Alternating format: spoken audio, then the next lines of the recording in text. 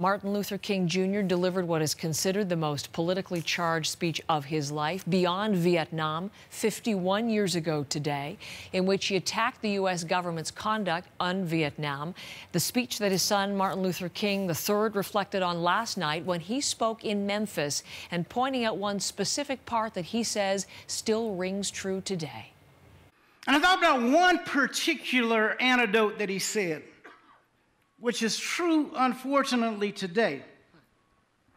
And what he said was, I got to be very honest. I can't think about violence without stating that the greatest purveyor of violence is my own nation. The greatest purveyor, these United States. Some of the very important commentary last night at the commemorative event in Memphis, Tennessee, to think back on the 50th anniversary of his last speech, the I've Been to the Mountaintop speech in Memphis. And in Memphis again this morning is Martin Luther King Jr.'s eldest son, Martin Luther King III. Sir, good morning. What a pleasure to speak to you on this day. Good morning. Honored to have the opportunity. Today, very quickly, I have mixed emotions, obviously, the day that my father left us.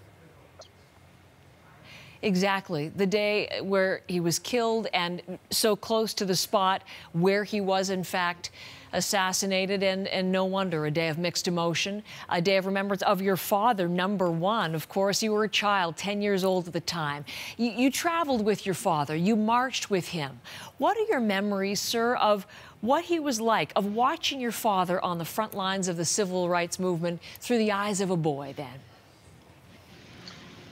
You know, Dad was our he was very playful with us, with the four children, his four children.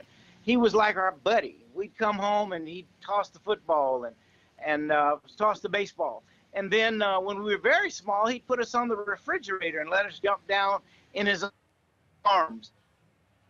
So we could go to the exercise. And so Dad was always fun to be with. And of course, as you said, when we traveled with him, we got to understand the work that he was doing. And what I noticed most importantly was whenever he did a presentation, after that presentation, he took the time to speak to everyone. It did not matter who one was. He tried to accommodate everyone. And we always enjoyed being with Dad. Listen, I want to talk about the struggle and the battle and his lessons, but I do want one more question on a personal nature from you, and that is Martin Luther King III. What has it been like to carry that name for these 50 years? You know, it has really been an extraordinary honor and privilege, as opposed to a burden. Some people would say, well, gosh, that's got to be a burden. But it really is a blessing to carry the name Martin Luther King.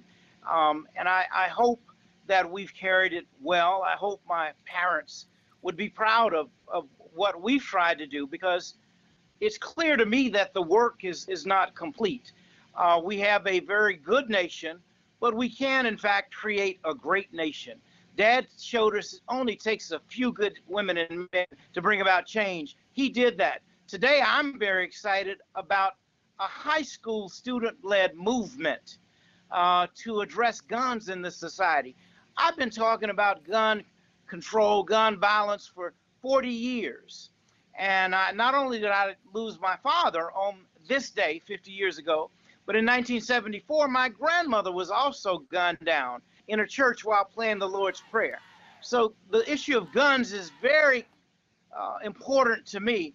And I'm just so thankful that it's an issue that our daughter has become very interested in. Not just because we prompted her, but that's an issue she's very concerned about. She went to the White House in 2016 to see the bust of her grandfather with us, and we said, you must ask President Obama a question. She asked President Obama in 2016, Mr. President, what are you going to do about the guns? So I'm excited about this youth movement.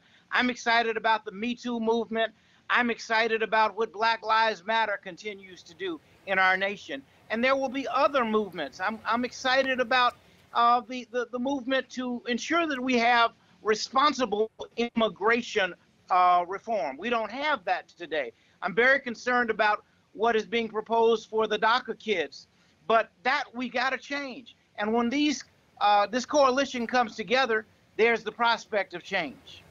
So it's so interesting, because I was going to ask, in that the three evils that your father spoke of, poverty, racism, militarism, those are still very much prominent today. And I was wondering if, in the face of their continued existence, whether his message resonates at all today. But obviously, in those particular movements and in the activism that you've just outlined, it does resonate for you. Maybe pick up on something that your sister said yesterday, and it was pretty much about how this is an opportunity, this 50th anniversary, to spread his message anew. And his friend, Reverend Jesse Jackson, talked about how it's not enough to admire your father, because that's just making him a celebrity. It requires a commitment. It requires action. What do you think this anniversary represents by way of opportunity for renewed activism? Well, first of all, as I've stated, I already see it. It's no accident that just a week ago, that there was one of the largest demonstrations led by high school students just less than a week, or almost a week ago, around the issue of guns, which is certainly a very prevalent issue that Martin Luther King Jr. talked about in relationship to violence in our society, militarism, as you just stated, in our society. And so during this observance, this commemoration, we've got to redouble and quadruple our efforts. And as I said, I'm very excited because I see this happening. The other thing I would say is Dad wanted to create a culture of nonviolence. We have embraced a culture of violence. What he talked about was a revolution of values. And that revolution of values helps us to create a culture of violence. When we create a culture of violence, then maybe we would stop looking or at negative programming on television, movies. Maybe we'll stop buying negative video games that teach us about shooting up things.